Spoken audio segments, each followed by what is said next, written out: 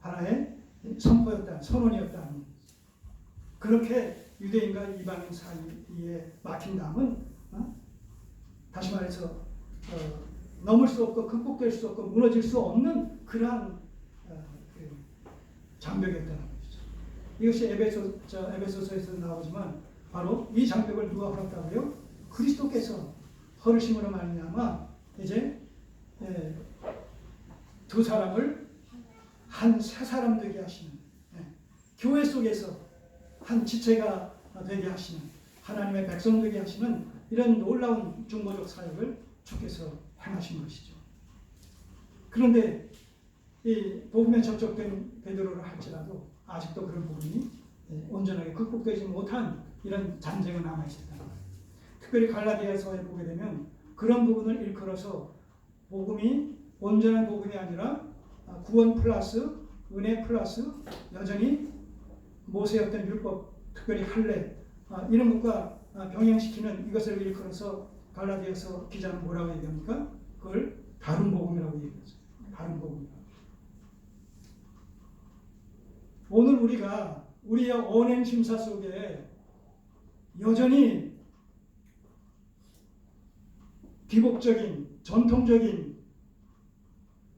이런 신앙의 요소들을 우리가 여전히 갖고 있다면 적어도 그런 부분들은 순전한 복음과 병행할 수가 없는 거다 하는 거죠. 말하자면 상급신앙이라든가 지성감천주의 신앙이라든가 기복주의 신앙이라든가 이런 것은 순전한 복음과 비교했을 때 서로 충돌이 일어나는 요소들이지 서로가 화합될 수 있는 그런 요소들이 아니란 말입니다. 여러분, 은혜와 상급이 공존할 수 있겠어요? 은혜와 상급이 공존할 수 있겠어요? 네. 그러니까 구원 플러스 알파의 신앙은 존재할 수 없는 거예요. 구원은 뭐라고 말씀드렸어요? 상급 중에 상급이고 복 중에 복이라고 말씀드리지 않습니까? 구원의 진정한 의미, 그리고 내가 하나님 앞에 어떤 자였는데 어떤 자였어요? 네, 주인, 원수된 자. 네. 하나님께 나아갈 수 없었던 자, 멸망당할 수밖에 없었던 자, 심판의 대상이 될 수밖에 없었던 자, 상종할 수 없었던 자. 자, 이런 자에게 그리스도 안에서 구원의 은혜를 베풀어 주셔서 하나님의 자녀가 되게 했다. 후사가 되게 했다.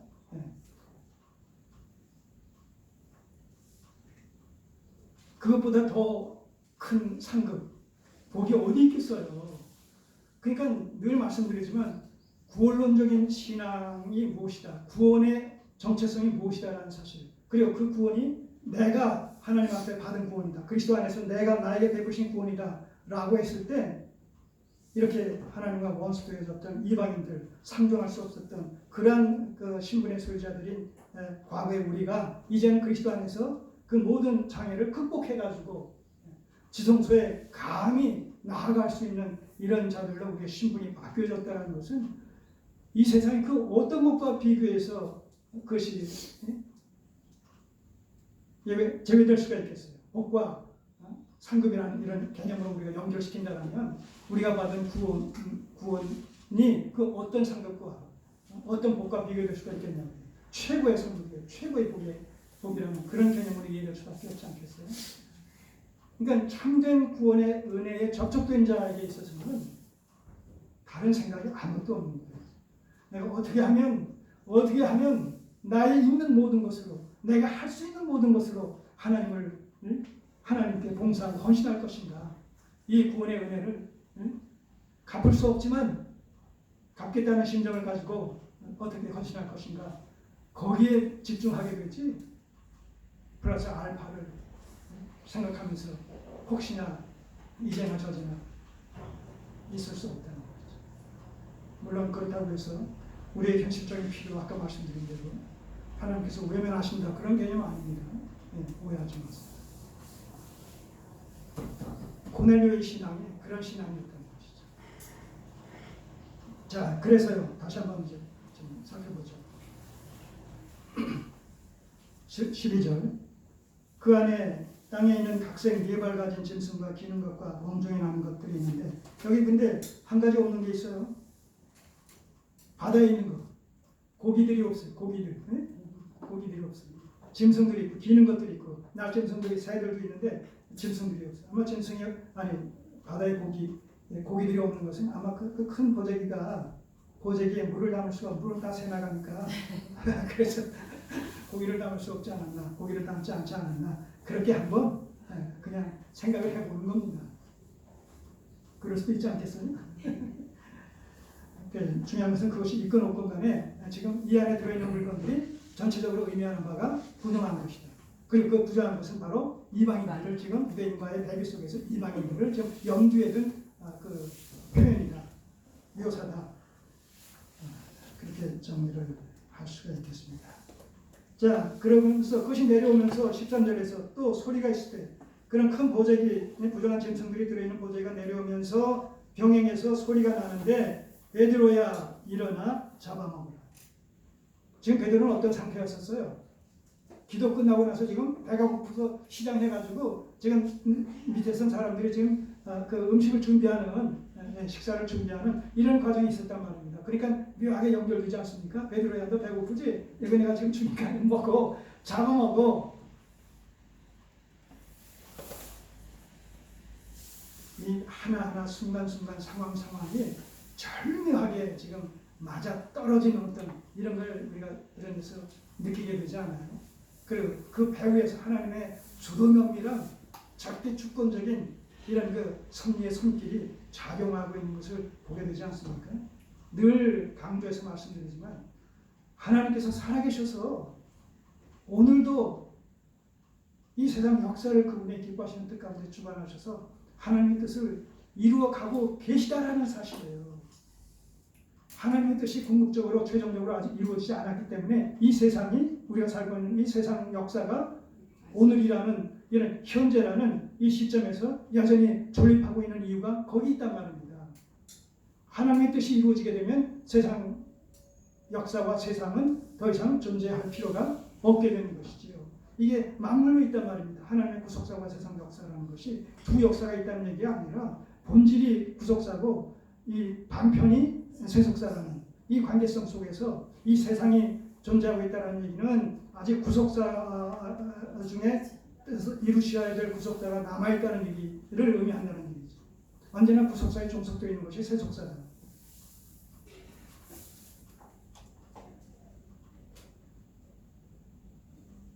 성경을 보면서 우리는 그 하나님의 절대 주권적인 섭리 역사의 손길을 생생하게 목격하게 됨으로 말미암아서 오늘 우리가 어떤 지경과 어떤 상황에 처해져 있다선 칠지라도 그 살아계신 하나님께서 나의 아버지가 되어주시고 나를 자녀 삼아주셔서 세상 끝날까지 나와 함께 하시겠다는 그 하나님께서 오늘 나와 동행하고 계시다는 이 사실 속에서, 이 전제 속에서 우리는 현실 속에 당면한 어떤 문제를 할지라도 내어 맡길 수가 있고 또 믿음으로 기다릴 수가 있고 또 그 결과가 어찌 되든지 간에 최종적인 것은 뭡니까?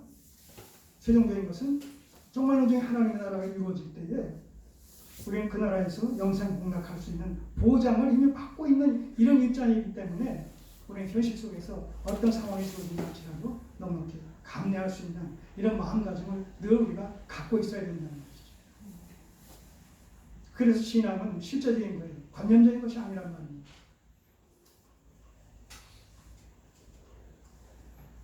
이 언약적 구속사관이라는 것이 바로 우리로 하여금 그런 신앙을 소유하게 만들어주지 않습니까? 예.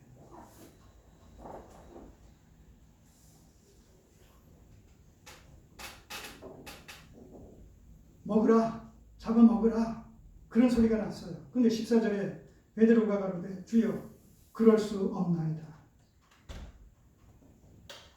이건 한명하는 것이 아니에요.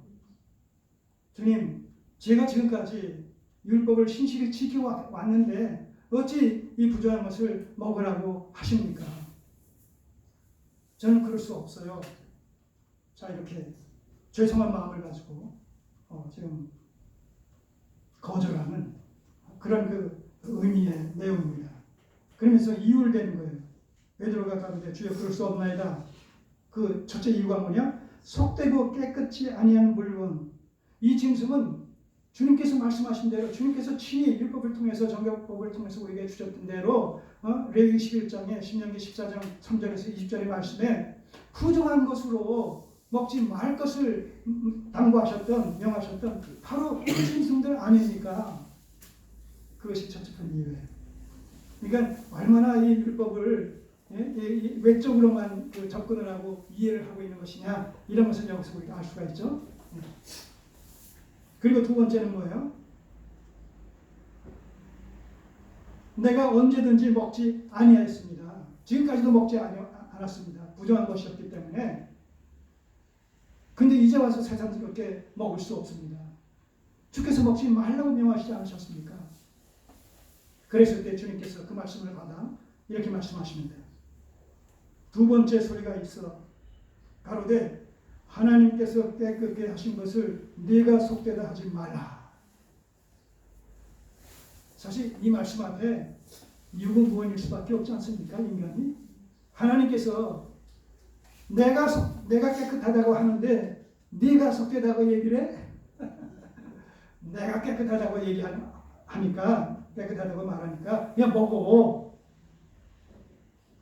그런데 그 다음에 어떻게 반응했는지 알아요? 보세요. 그 말은 우리 같으면 먹겠어요? 안 먹겠어요? 베드로 보면서 야, 참 고집스럽다. 그렇게 생각할지 모르지만 이 베드로의 이 성격, 베드로의 성향이, 베드로의 응답이 이게 우리의 모습이에요. 다를 거 없어요. 자, 두 번째 그랬음에도 불구하고 주님께서 하나님께서 깨끗게 하신 것을 내가 속되다 하지 말라라는 음성이 들렸음에도 불구하고 16절 이런 일이 3번 있을 때 3번씩이나 그랬다네. 3번씩이나 먹어라 안 됩니다 하면서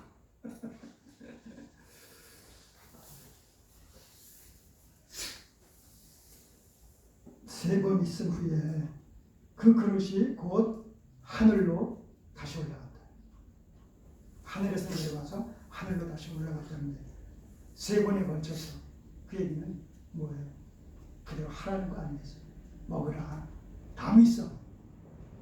먹어야 된다라는 사실에 대한 당위성과 필연성을 얘기하는 것이죠. 3번에 걸쳐서 계속해서 요구하시는 것은 먹을 것을 강권하신 거 아니겠습니까?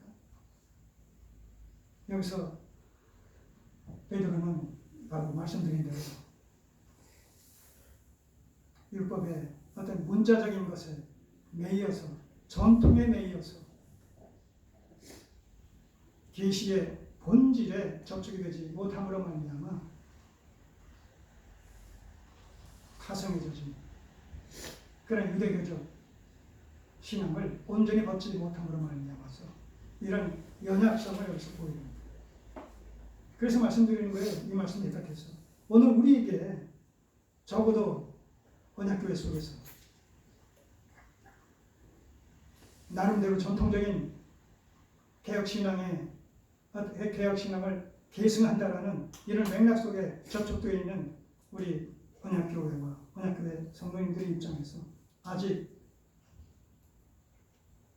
전통적인 기복주의, 상급주의, 지성 감천주의적인 그런 과거의 인본주의적인 이런 신앙의 요소들이 혹 남아있는 부분들이 없는지 언행심사 속에서 한번 살펴볼 수 있는 그런 계기가 되어졌으면 좋겠다는 것이죠. 왜냐하면 우리도 10년, 20년, 30년, 40년을 쭉 그런 그 신앙 속에서 그런 분위기 속에서 현대교회 자체가 바로 그런 정체성 자체가 그렇게 왜곡되어 있기 때문에 불가피하게 그것이 옳은 줄 알고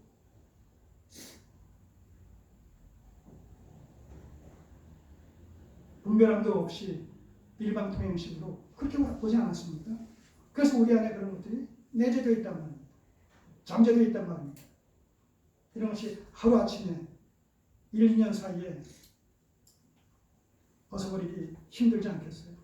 그러니까 끊임없이 우리가 말씀을 상고하는 가운데 깨우침을 더해가는 가운데 그런 옛사람의 옷들을 하나씩 벗어버리고 전통의 옷을 벗고 계시의 옷으로 갈아입는 이런 작업들이 이 땅에서 우리가 생을 마감하는 그 순간까지 계속 이어져야 됩니다. 자, 그렇게 해서 이제 그 이후에 나오는 일이 있겠습니다만서도 이 베드로의 환상을 통해서 하나님께서 보여주시고자 했던 바는 바로 그렇게 복음 안에서 너희들이 배관시했던 하나님과 상관없는 자로 심지어는 구원이 없는 것처럼 그렇게 여겨졌던 이방인과 유대인이 이제 하나가 될 수밖에 없고 또 하나가 돼야 되는, 그러기 위해서 이방 선교를 향하여 이제 본격적으로 사도 바울을 하나님께서 쓰시고자 하시는 이런 하나님의 세계 복음화를 위한 병륜이 지금 이렇게 그 기태를 조성하고 있다는 것이죠.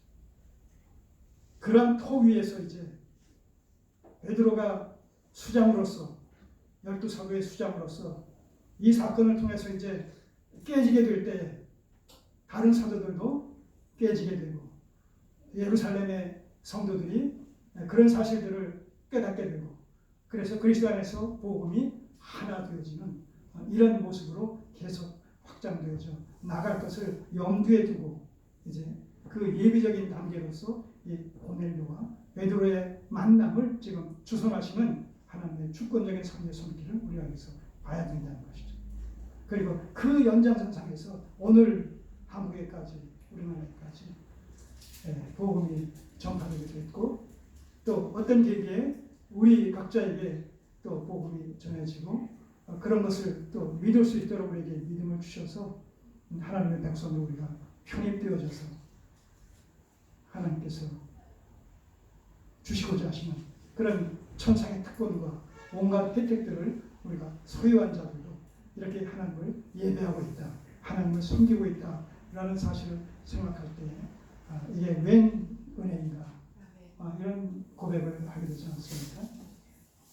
이런 사실들을 알고 총체적인 관점에서 인식하고 그런 상황 속에서 그 하나님을 향해 이 크신 일을 이루신 하나님을 향해서 나오게 되는 그런 마음의 발로 이것이 진정한 의미의 여호와의 신앙의 정체성이다.